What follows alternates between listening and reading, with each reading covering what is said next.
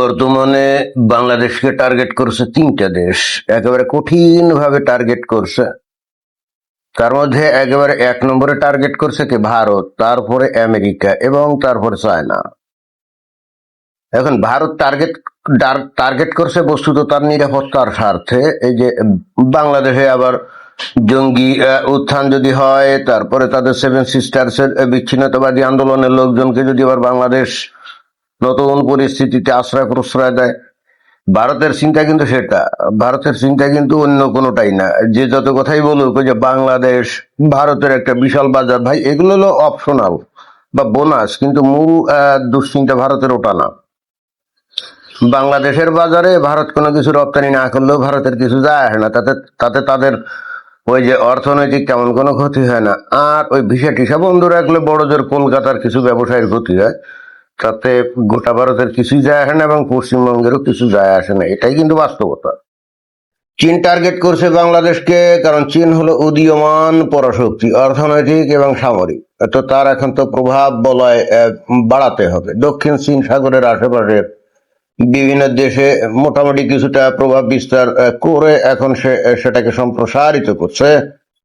তো বাংলাদেশ তাদের জন্য একটা খুবই আকর্ষণীয় ক্ষেত্র, যেখানে তারা ব্যবসা বাণিজ্য যদি করে এবং একই সঙ্গে নানা রকম সামরিক গোয়েন্দা ইত্যাদি উপস্থিতি যদি সেখানে তারা রাখতে পারে, আর বাংলাদেশের কিছু অবকাঠামো যেমন তিস্তা ব্যারেজ সহ অন্যান্য কিছু প্রকল্পে যদি তারা ইনভেস্ট করে, তাহলে এখান থেকে তারা তাদের এক এক নম্বর প্রতিদ্বন্দ্বী ভারত তাকে উত্তপ্ত করতে পারে।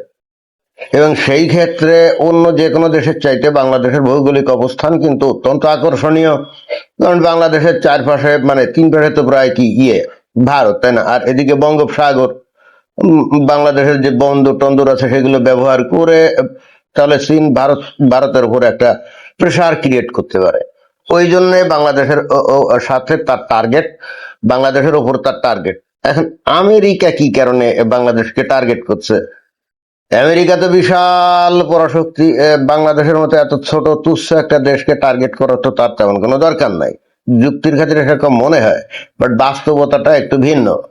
যেহেতু ওই যে চায়না, সে আস্তে আস্তে তার প্রভাব বলয় বিস্তার করার উপক্রম করছে, অতএব তাকে এখন ঠেকাতে হবে, তাকে ঠেকাতে হবে। এখানে এই আমেরিকা যে ধরনের খেলাধুলো করতে চায়, অনেক ক্ষেত্রে সেখানে সমস্যা হয়। আমেরিকা ভারতকে তার স্ট্র্যাটেজিক পার্টনার হিসেবে মনে করে, আবার অ্যাট দ্য সেম টাইম ভারতকে চাপে রাখারও চেষ্টা করে। কারণ ভারত যে স্বাধীনভাবে তার পররাষ্ট্রনীতি গ্রহণ করে বা বিভিন্ন রীতিনীতি এগুলো বা বিভিন্ন প্রকল্প তারা স্বাধীনভাবে করে, সেখানে আমেরিকার চাওয়া হলো ভারত আমেরিকার কথা শুনে চলবে। মানে ভারত আমেরিকার প্রজা হিসেবে আচরণ করবে, কিন্তু সেখানে ভারত সেটা করে না এবং সেখানে তাদের মধ্যে একটা টানাপোড়েন আছে।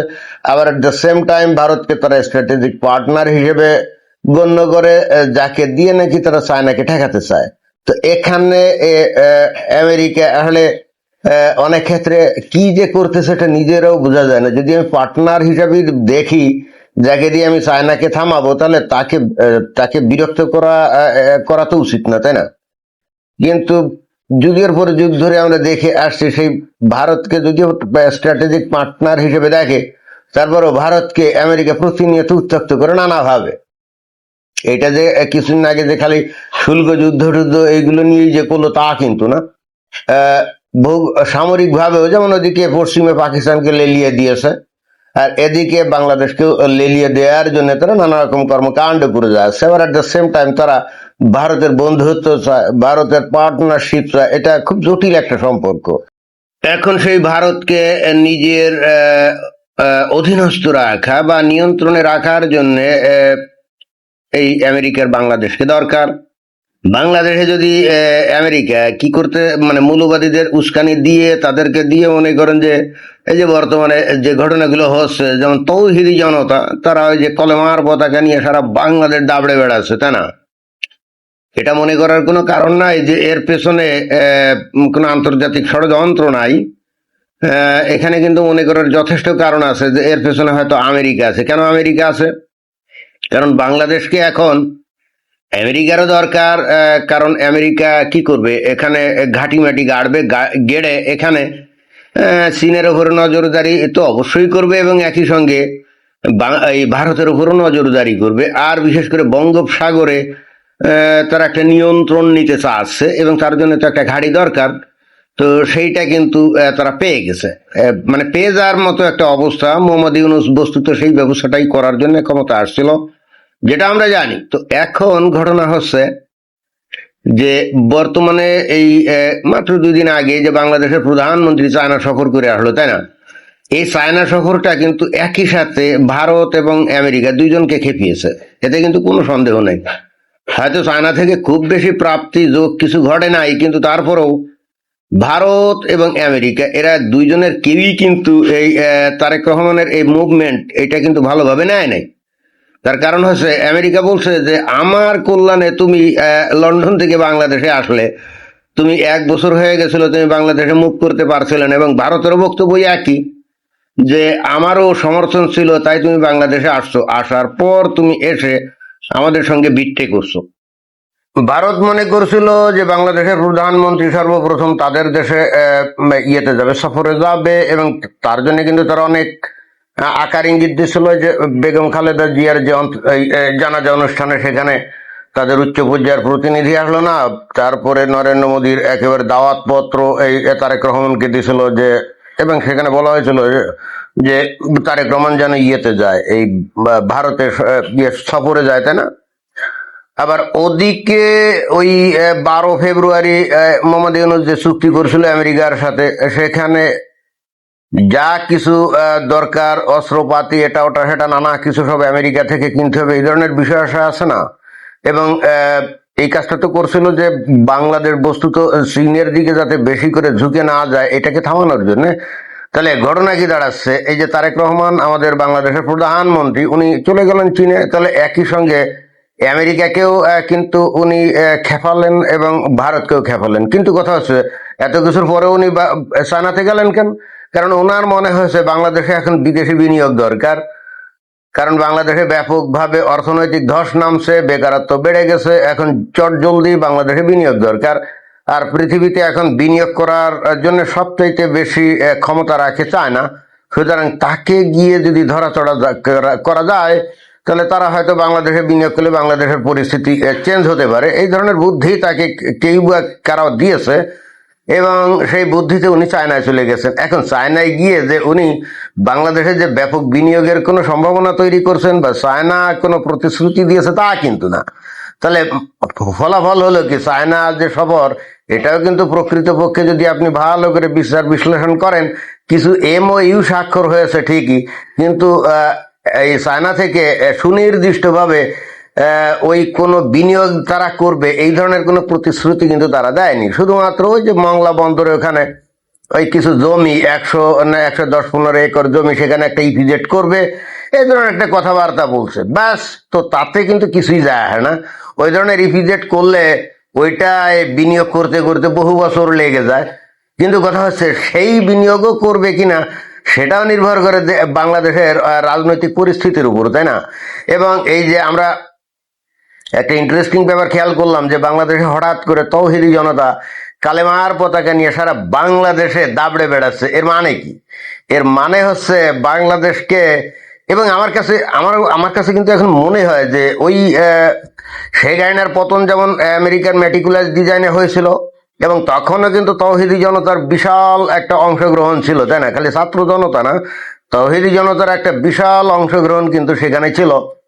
ওই একই তৌহিদি জনতাকে দিয়ে সম্ভবত আমেরিকা এই বর্তমান যে সরকার তাকে কিন্তু উত্তক্ত করার চেষ্টা করছে। এবং চায়না যদিও হয়তো বা চিন্তা করছিল যে বাংলাদেশে তারা বিনিয়োগ টিনিয়োগ করবে, কিন্তু যখনই তারা দেখবে যে বাংলাদেশে তৌহিদি জনতা কলেমার পতাকা নিয়ে বাংলাদেশে দাবড়ে বেড়াচ্ছে, তখন কি চায়নার এমন কোনো পাগল আছে তারা বাংলাদেশে বিনিয়োগ করতে আসবে না? সেটা কিন্তু তারা করতে আসবে না। ফলে হচ্ছে কি, এখানে বাংলাদেশের প্রধানমন্ত্রী যে চায়না সফর করলেন, এতে করে কিন্তু বাংলাদেশ খালি উনি নিজেই নিজেকে কঠিন বিপদে ফেলে দিলেন তা না, একই সঙ্গে গোটা বাংলাদেশকেও একটা কঠিন বিপদে ফেলে দিলেন। কারণ এখন ভারত এবং আমেরিকা দুইজনই মনে করছে যে বাংলাদেশের প্রধানমন্ত্রী তাদের সাথে বিট্টে করছে। তাদের সাথে বিট্রে করছে। তো এখন আমেরিকা যদি একবার মনে করে যে তাদেরকে বিট্রে করা হয়েছে, পৃথিবীর 1 নম্বর পরাশক্তি, ভয়ঙ্কর শক্তিশালী দেশ, তাই না, তারা কি তারেক রহমানকে বা বর্তমান প্রধানমন্ত্রীকে ছেড়ে দিবে, বর্তমান সরকারকে ছেড়ে দিবে? মনে তো হয় না। এবং এই জন্যই কিন্তু আমরা এই তৌহিদি জনতার এত উল্লম্ঘন আমরা দেখছি। আপনাদের মনে রাখতে হবে, তৌহিদি জনতা মুখে যতই আমেরিকা বিরোধী স্লোগান দিক, বাস্তবে কিন্তু এই পৃথিবীতে যত উগ্রবাদী মৌলবাদী তৌহিদি জনতা, সন্ত্রাসী গোষ্ঠী, জঙ্গি গোষ্ঠী তৈরি হয়েছে, তার পিছনে আমেরিকার কিন্তু সমর্থন এবং অর্থ সাহায্য দুটাই কিন্তু ছিল। এই যে আল কায়দা বলি, তালেবান বলি, মুজাহিদিন বলি, তাই না, বা এমনকি আইএস, সবার পিছনে কিন্তু আমেরিকা ছিল। অর্থাৎ মুসলিম দেশগুলাকে দমন করার জন্য আমেরিকা কিন্তু এদেরকেই লেলিয়ে দেয়, যেটা কিন্তু বাংলাদেশে খুব ভালোভাবে তারা লেলিয়ে দিতে পারছে। ইন্টারেস্টিং ব্যাপার হলো, এদেরকে দমন করার জন্য বর্তমান সরকার বাংলাদেশের তেমন কোনো কিছুই করার সাহস পাচ্ছে না। ফলে আমার মনে হয় যে এই চায়না সফর বাংলাদেশের প্রধানমন্ত্রীর জন্য একটা কঠিন দিন নিয়ে আসলো। না করলেও পারতো, ঠিক এই মোমেন্টে চায়নাতে উনি না গেলেও পারতেন। এবং চায়নাতে যে ওনাকে খুব ভালো সম্বর্ধনা দেওয়া হয়েছে বা ভালো সম্ভাষণ করা হয়েছে, আমার কাছে সেটা মনে হয় না। একেবারে লাস্ট মোমেন্টে চায়নার যে প্রেসিডেন্ট শি জিনপিং মাত্র ওই অল্প কিছুক্ষণের জন্য তাকে নিয়ে একটা মিটিং করছেন, যেটা আমরা দেখছি, ওইটাকেই ফুলিয়ে ফাঁপিয়ে নানাভাবে বড় করার চেষ্টা করছে। কিন্তু বিষয়টা কি আসলে এরকম? এখন প্রধানমন্ত্রী হয়ে বাংলাদেশের প্রধানমন্ত্রী গেছেন, তো স্বাভাবিকভাবে প্রোটোকল অনুযায়ী সেখানকার প্রেসিডেন্ট তার সাথে তো একটু মিটিং সিটিং করবেন, এটাই তো। তো এবং দেখবেন যে সেই সময়টা খুবই কম, মানে আমাদের প্রধানমন্ত্রীকে শি জিনপিং তেমন কোনো সময় উনি দেন নাই। এর দ্বারা বোঝা যায় যে বাংলাদেশের প্রধানমন্ত্রীকে উনি গুরুত্ব দেন নাই। কারণ শি জিনপিং এর নজর বাংলাদেশে থাকলেও শি জিনপিং এটাও জানে যে বাংলাদেশের বর্তমান সরকার এটা আমেরিকার সমর্থনে এখানে আসছে এবং আমেরিকার সাথে তারা একটা দাসত্বের চুক্তিও করে ফেলছে। সুতরাং এখানে ওই চায়না খুব বেশি সুবিধা করতে পারবে তা কিন্তু চায়না মনে করে না। অন্তত চায়নার এই ধরনের শক্তি এখনো অর্জিত হয়নি। অর্থাৎ চায়না কিন্তু অত্যন্ত সতর্কতার সঙ্গে পা ফেলছে, যে কারণেই বস্তুত বাংলাদেশের প্রধানমন্ত্রীকে খুব বেশি গুরুত্ব দিয়ে তার সঙ্গে মিটিং সেটিং বা বিভিন্ন বিনিয়োগের আশ্বাস এগুলো কোনো কিছুই দেয়নি। ওই শুধুমাত্র চলে আসার আগের দিন হয়তো ওই কিছুক্ষণের জন্য একটা মিটিং করছেন, ওই পর্যন্তই, এর বেশি কিন্তু কিছু না। এতে করে বাংলাদেশের কিছু লোকজন যারা নাকি সরকারি দলে আছে, রং চড়া এটাকে ফুলিয়ে ফাঁপিয়ে বড় আকারে দেখাতে হয়তো পারে, কিন্তু ফলাফল শূন্য। অর্থাৎ বাংলাদেশ সত্যিকার অর্থে একটা কঠিন বিপদের মধ্যে পড়ে গেল। এখন এই বাংলাদেশ এই তিন শক্তির মানে টানাটানির মধ্য দিয়ে কিভাবে উঠে দাঁড়াবে, এটাই হলো প্রশ্ন। এখানে ভারতকে যেমন খেপানো হয়েছে, তো ভারতকে খেপানো হলে বাংলাদেশ সরাসরি ক্ষতিগ্রস্ত হবে। ওই যে বাংলাদেশে যে নদী টদী যেগুলো আছে বা ব্যবসা বাণিজ্য ইত্যাদি, বাংলাদেশকে ক্ষতি করতে চাইলে ভারত কিন্তু খুব ইজিলি পারে। ওই আমেরিকা বা চায়না যেটুক না পারে তার থেকে অনেক বেশি পারে। কারণ ভৌগোলিকভাবে বাংলাদেশ ভারতের একেবারে লাগোয়া না। তাহলে লাগোয়া হলে ওই 7 সাগর 13 নদীর পার থেকে আমেরিকা এসে বা দূরের থেকে চায়না এসে যেটুকু ক্ষতি করতে না পারবে, ভারত কিন্তু তার থেকে বেশি পারবে। ফলে এখন এই ভারতকে কিভাবে আশ্বস্ত করবে এটা দেখতে হবে। আমি জানি না আসলে সেটা পারবে কি পারবে না, কারণ অলরেডি অবিশ্বাসের বাতাবরণ তৈরি হয়ে গেছে। এখানে অবিশ্বাস দূর করে নতুন করে আবার শুরু করা, কি জানি কিভাবে কি করবে। তবে বাংলাদেশ কিন্তু এই তিনটা দেশের জন্য একেবারে ক্ষতিগ্রস্ত হয়ে গেল। এবং ভবিষ্যতে যেটা ঘটতে যাচ্ছে, ওই যে চায়না বলছে না যে বাংলাদেশ থেকে একটা করিডোর মায়ানমার দিয়ে একেবারে চায়নার কুনমিংয়ে নিয়ে যাবে, এগুলো হলো স্বপ্ন। চায়না যদি এখানে বিপুল বিনিয়োগ করে ওই রাস্তাঘাট বা ওই রেল সড়ক করতেও যায়, তো এইটা যখন ওই বাংলাদেশের টেকনাফ থেকে মায়ানমারে ঢুকবে, তো কোন প্রদেশে ঢুকবে? আরাকান প্রদেশে না? তো আরাকান প্রদেশে তো এখন আরাকান বাহিনী দখল করে বসে আছে, ওখানে তো মায়ানমারের সরকারের কোনো নিয়ন্ত্রণ নাই। তো ওইখান দিয়ে যখন যাইবে, তো আরাকান আর্মি সেগুলোকে অ্যালাউ করবে নাকি? এখন যে জিনিসটা হবে, আরাকান আর্মিকে এতদিন হয়তো প্রকাশ্যভাবে ভারত বা আমেরিকা অস্ত্রপাতি দিয়ে তেমন কোনো সাহায্য করছিল না। এই আমাদের বাংলাদেশের প্রধানমন্ত্রীর এই সফরের পরে আমার কাছে কেন জানি মনে হয়, আপনারা দেখবেন যে এই আরাকান আর্মি হঠাৎ করে অনেক শক্তিশালী হয়ে উঠছে। কেন? কারণ দেখবেন যে ভারত এবং আমেরিকা এদেরকে অস্ত্রপাতি টাকা পয়সা দিয়ে সাহায্য করবে। কারণ ওই যে কানেক্টিং যেটা করতে চাচ্ছে করিডোর, যেটা নাকি বাংলাদেশ থেকে ওই মায়ানমার হয়ে চায়নায় যাবে যে রাস্তা, বা ওই ওই যে রেল সড়ক, এইটা যাতে না করতে পারে, এইবার হয়তো আরাকান আর্মির মাধ্যমে হয়তো ওখানে আরাকান রাষ্ট্রই ঘোষণা হয়ে যাওয়ার একটা সমূহ সম্ভাবনা কিন্তু তৈরি হয়েছে। আর এই যে চায়নাকে দিয়ে ওই যে বাংলাদেশের ওই রোহিঙ্গা সমস্যার যে সমাধানের কথা বলা হচ্ছে না, তো আরাকান আর্মি তো আর পুরো মায়ানমারের এগেনস্টে, মায়ানমার সরকারের এগেনস্টে। মায়ানমার সরকারের সাথে চায়নার সম্পর্ক ভালো থাকতে পারে, আরাকান আর্মির সাথে তো নাই। তা আরাকান আর্মি তো বাংলাদেশের রোহিঙ্গা একজন কেউ তারা ওখানে নিবে না, এখানে চায়না চাইলেও কিছু হবে না। আর ভারত আর আমেরিকা যদি সহযোগিতা করে এই আরাকান আর্মিকে, একটা রোহিঙ্গাও ফিরে তো যা দূরের কথা, আরাকানে বাকি যে রোহিঙ্গা আছে সেগুলো বাংলাদেশে ঢুকবে, এটাই কিন্তু বাস্তবতা। এবং এই ঘটনাটাই অনেকটা ঘটানোর রাস্তা খুলে দিল এই বাংলাদেশের প্রধানমন্ত্রীর এই চায়না সফর, বুঝছেন। এবং আমার ধারণা চীনের প্রেসিডেন্ট শি জিনপিং এটা জানে বলেই আহ, এই বাংলাদেশের প্রধানমন্ত্রীর সাথে খুব বেশি সময় সে ব্যয় না করে সে বস্তুত ভারত বা আমেরিকাকে সিগন্যাল দিল যে আমি বাংলাদেশের প্রধানমন্ত্রীকে ওইভাবে গুরুত্ব দেই নাই, এখন যেহেতু আমাদের বাড়িতে আসছে তার সঙ্গে তো একটু কথা টথা বলতেই হয়। আমার ধারণা এইরকম।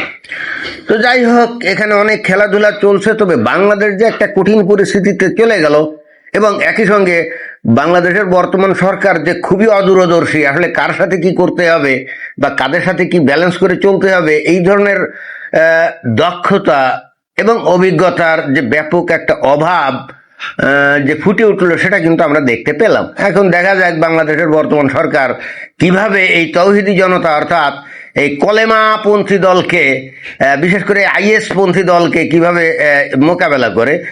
এদের মোকাবেলা করার ওপরেই কিন্তু বাংলাদেশের সাফল্য নির্ভর করছে, কারণ যে যত কথাই বলুক না কেন, এই কলেমা পতাকা বাহিয়ে লোকদেরকে কিন্তু হালকাভাবে দেখার কোনো সুযোগ নাই। পৃথিবীর বিভিন্ন মুসলিম দেশে দেশে এরাই কিন্তু ব্যাপক বিপ্লব টিপ্লব করে পুরো এলোমেলো করে দিয়েছে, সারখার করে দিয়েছে। এবং আমার ধারণা বাংলাদেশকেও এরা সারখার করার জন্য যথেষ্ট শক্তি এবং ক্ষমতা রাখে। সেই সাথে যদি আমেরিকার সমর্থন পায় তাহলে তো কেল্লা ফতে, তাই না? ধন্যবাদ।